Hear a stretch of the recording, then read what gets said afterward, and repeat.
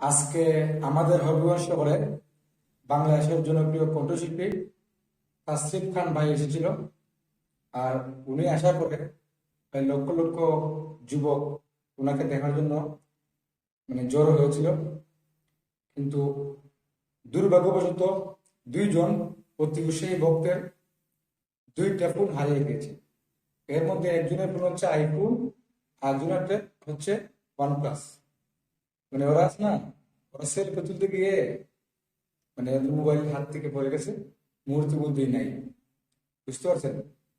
অতি উৎসাহী লোক, নিজের জিনিসের সেফটি না করে সে এই তাসরিফ খান ভাইয়ের সেলফি তুলতে ব্যস্ত।